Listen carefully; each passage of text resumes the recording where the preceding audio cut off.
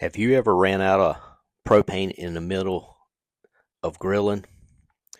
I know it's happened to me several times, so I went and got I ordered a gauge to go on my propane tank so I can see when the level's getting low, so I can go grab another tank so I don't run out.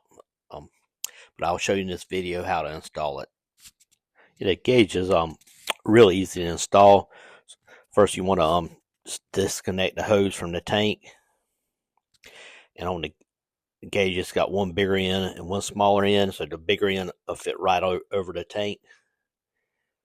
Just make sure you have it on real tight, just hand tight. You don't have to worry about tightening it with a wrench.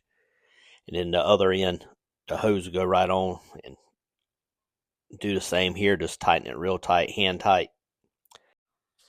And once you have the gauge installed, all you have to do is open the valve, and it'll give you a correct reading how much is currently in the tank.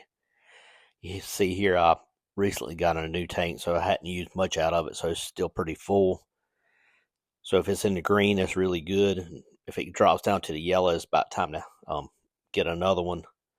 And if it goes down to the red, it'll be empty. So this should help you from running out of gas. So makes you grilling a lot easier. So grab one today.